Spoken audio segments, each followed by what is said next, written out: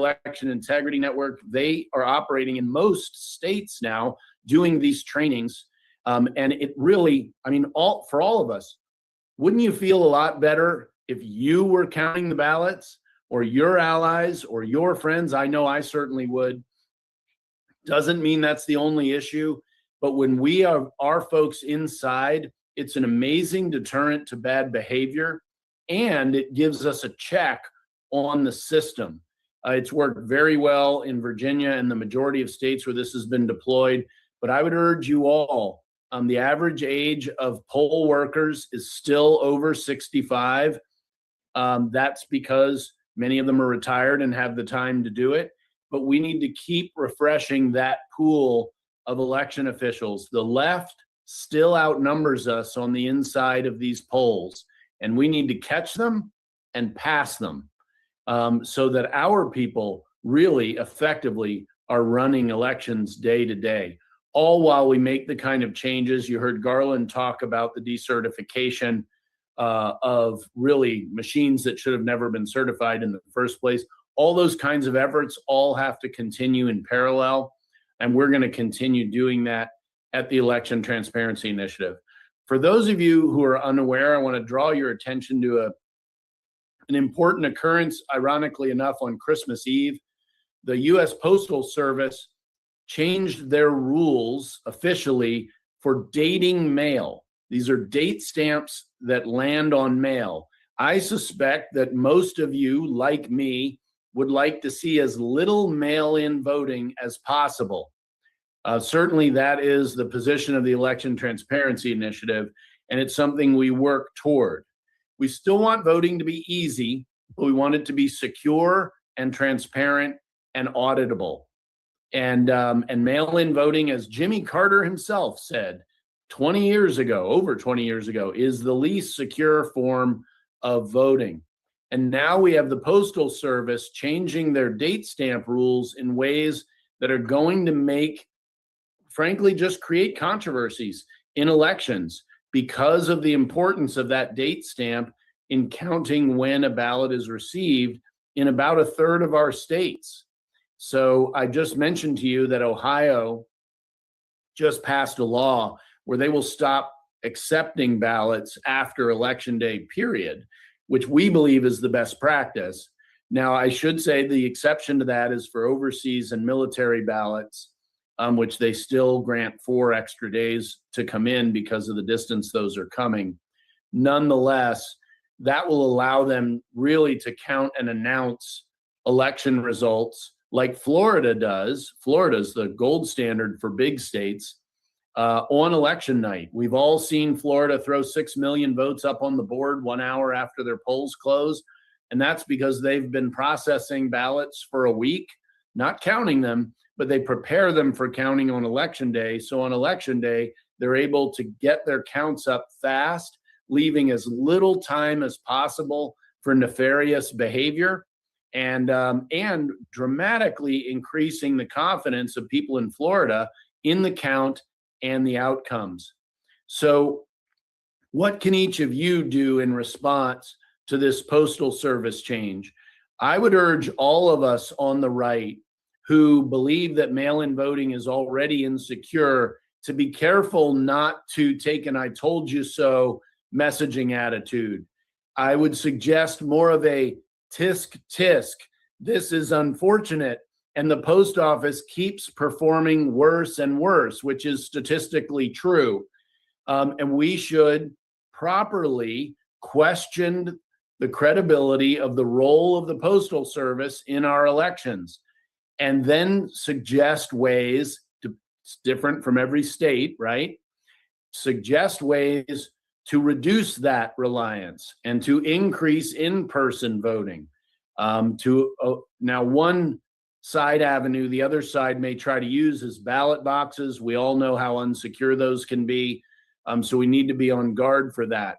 But I would just respectfully suggest that we will make more progress with honey than vinegar in response to this situation.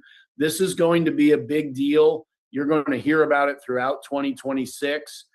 We may even see political pressure, I'm sure we will, on the post office to make some changes in this respect. I don't know that we need to weigh into that. Nonetheless, it is an acknowledgement, frankly, of the declining quality and reliability of the Postal Service and its participation in elections. So you can follow me on Twitter at Ken Cuccinelli. The election transparency website is electiontransparency.org.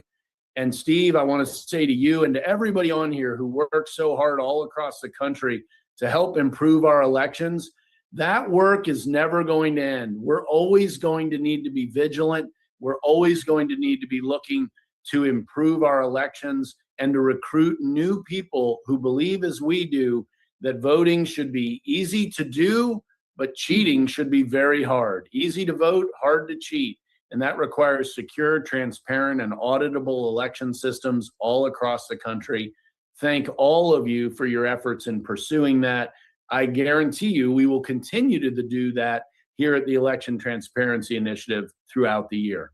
Steve, thanks again for having me, and it's great to see all of you. Well, thank you, and we'll watch you on Fox tonight or tomorrow when you come on. Take care. You all see I'm wearing my I went to we couldn't miss it.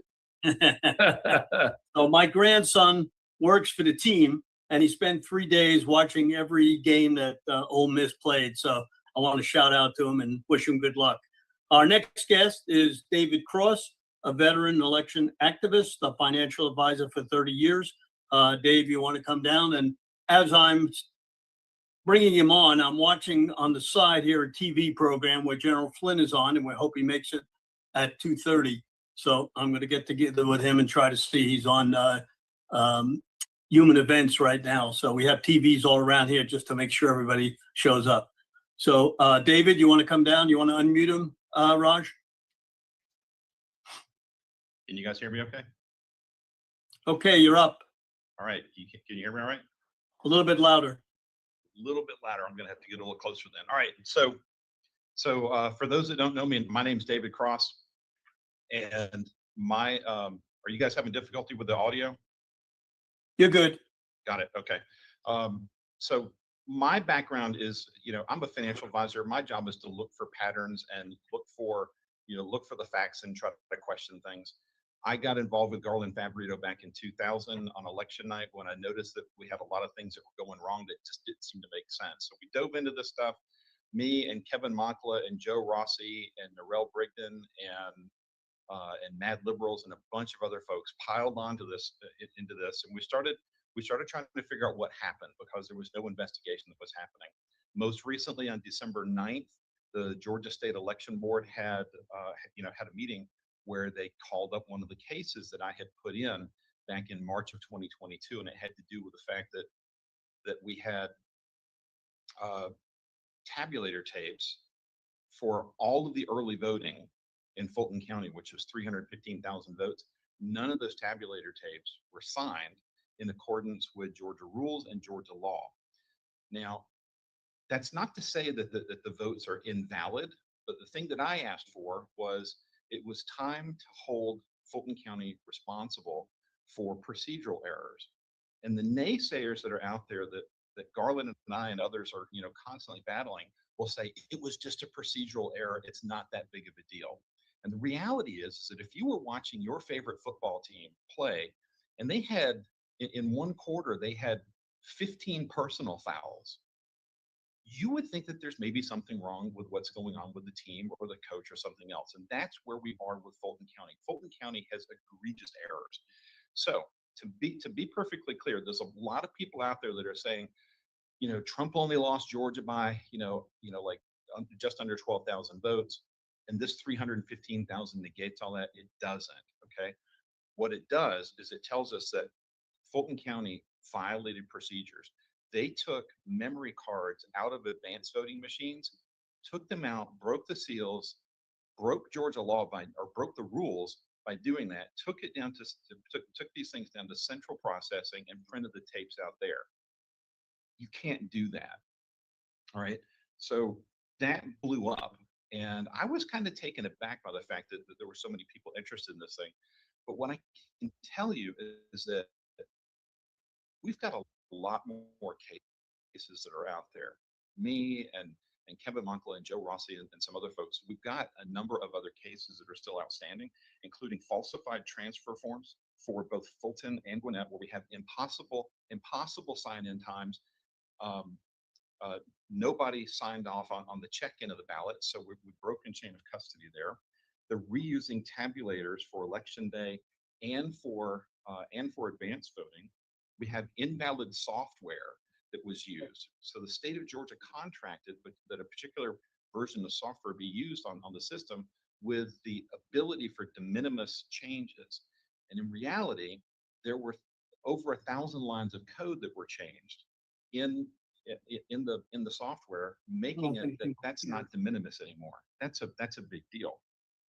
We also have something really interesting where on election day in Fulton County, we had Fulton County certify that 59,000 people voted. What's really interesting is that there's video out there, and I've got it on my YouTube channel at GA Ballots, where there's a special meeting that happened in Fulton County where there's an update that says as of about 5 p.m. we had 14,152 people that voted on election day. And that number was confirmed 2 more times by other board members who were scratching their heads and saying, that's a ridiculously low number. Can you confirm it? And it was confirmed again and again.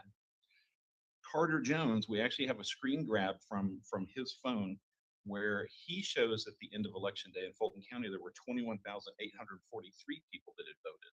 So that kind of makes sense between 5 p.m., 14,000 and 21,000 at 7 p.m., not 59,000 that Fulton County says. And again, the naysayers are going to say, you can't prove it. And you know what? You're absolutely right. We can't prove it because we still have not seen the ballots. And that's what Garland has been fighting so hard for. And I've been helping support with that. So the biggest question that I frequently hear is